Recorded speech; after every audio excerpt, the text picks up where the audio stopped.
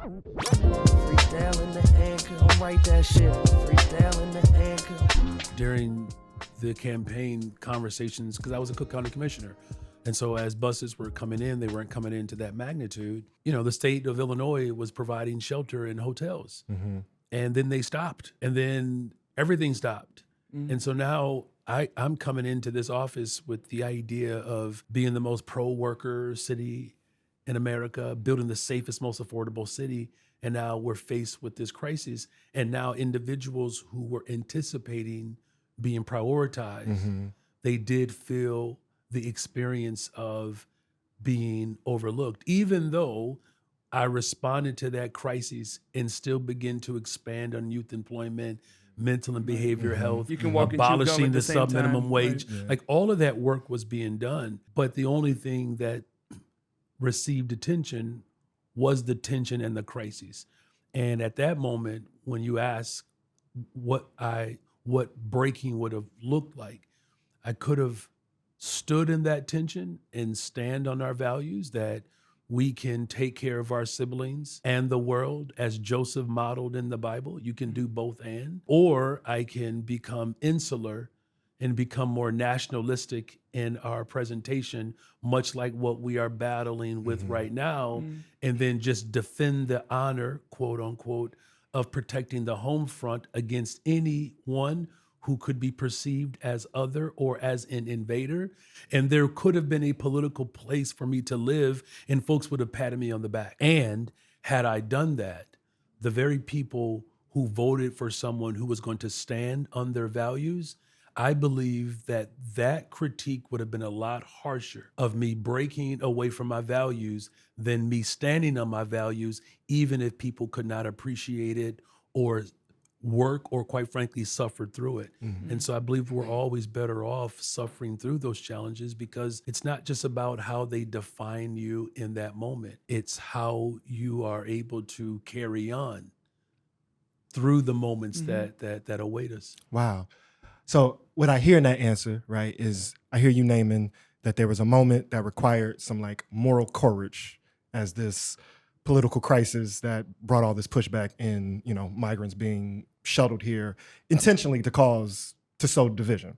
And that first step of courage allowed for the moment of standing up to when Trump is really targeting our city and kind of a continuum of integrity that allow for, I think, a moment that locally, but also I think nationally, that's when I heard like the pride and support of you in this position at the highest point of when you took that stand. And so that continuum is really interesting to me, but I want to dig in with where you started and where you named, and like, let's be frank about it, right? Like on one end, I want to do the balance. There was a lot of community showed up very beautifully to this humanitarian crisis. You know, we don't even talk about the fact that the US geopolitically is very responsible for why that crisis brought people to our doors anyway. But then on the other hand, to be frank, there was a tone within community that I had a sympathy to, but was disappointed by. It felt like in some ways, like we were mirroring the oppression that we received coming here during the Great Migration. And a little bit of like a not in my backyard or where's my cut? And, you know, often the answer is these progressive policies for, you know, following through on mental health, pushing for education, pushing for housing, when I talk about taxing the rich, are seen to be policies that help Black people. But I think for Black folks that I talk to outside of movement spaces, I continuously heard like, what has he done for Black folks? And I say, well, there was this humanitarian crisis. And the sympathy I have is like, well, we've been going through a multi-generational humanitarian crisis. So where do you cut the check? Or where? And so I'm curious for you, you know, I hear you speaking to that. Is that an appropriate expectation for there to be a race-based, like, you're doing this for Black folks policy or push? Or how should Black folks that feel we need to be prioritized, or at least there is a harm that needs to be robustly and explicitly addressed in resources? And it can't be like a policy, it can't be a promise, it can't be a study. People want material resources. How do you respond to that tension? Because I think that's been deep-seated for a lot of folks. It has been, right? And that did not begin with this humanitarian crisis, right? And there is an appropriate expectation for government to make good on the very people who established the framework of how this democracy would show up for the most privileged, right? We're talking about 400 years free labor, right? Our country is richer now than it's ever been in the history of the existence of this country. And that includes a time in which Black folks provided the entire structure for this form of government right now, in terms of the capital, if you will. And so it's not unreasonable. It's why I went on a hunger strike to protect the school from closing, and now that school is producing champions. Diet shout out. on the south side of Chicago. It's why I blocked elevators to prevent 2 administrations ago from getting to their office that are now, humbly speaking, are now held for me, right?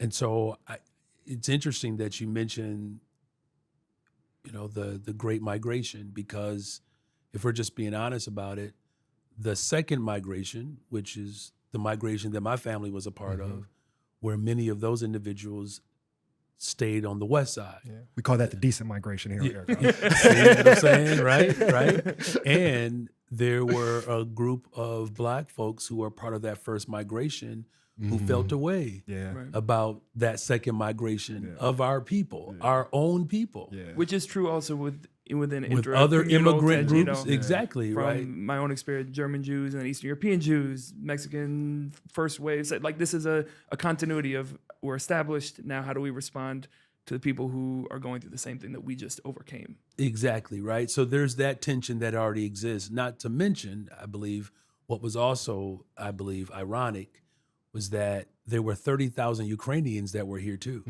that were also migrating and were receiving hundreds of millions of dollars from the federal government, 30,000 of them in the city of Chicago.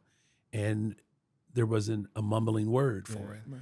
But we're also seeing this tension globally, right? Where you have South African Blacks who are pushing back, and I'm putting that mildly, against Ghanaian migrants and Nigerians who are coming into South Africa. The point that I'm making is that the tension that people are experiencing is a direct result of the role that white supremacy has played in dividing communities, conquering them, and then using that tension to allow them to get away with what they're getting away with, which we just saw the Trump administration create the largest upward transfer of wealth in the history of America to the ultra rich at the expense of SNAP, healthcare, education, public safety, right? Talk about a divest, invest. Exactly, right? And so, you're hearing me name the tension because that expectation for Black Chicagoans to be seen, to be valued, and to be prioritized,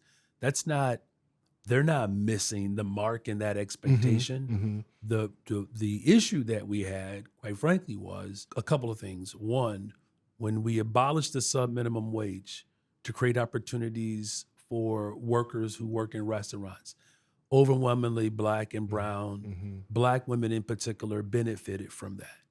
When we talk about youth employment, and we can dig into this more, 31,119 young people hired for summer jobs. That's the most amount of young people ever hired by an administration through our Shy Youth Works program, of which 54% of those workers, those young people, are Black. The reopening of mental health clinics, right? The first mayor since Mayor Harold Washington to invest in publicly funded mental health clinics, of which from Q1 2024, Q1 2025, you saw the doubling of appointments being made. Why is that important for Black America? When the U.S. military prepares for war, they send their doctors in hospitals in our communities because the type of trauma those doctors are going to experience is akin to war-torn countries, right? And so when we invest in mental health, that is a direct benefit to repairing the harm, because that's what progressive politics is really about. It's about preparing the harm, right? And so I believe that tension that still exists around how, as a society, there's a tendency to other people constantly, because there's a constant battle for limited resources, because the way the power structure has worked is that there's only a little bit for all of y'all, and we get to gobble up most of it. We're working to change that mindset while also dealing with the tension of how do we prioritize west and south sides of Chicago that have been intentionally disinvested in.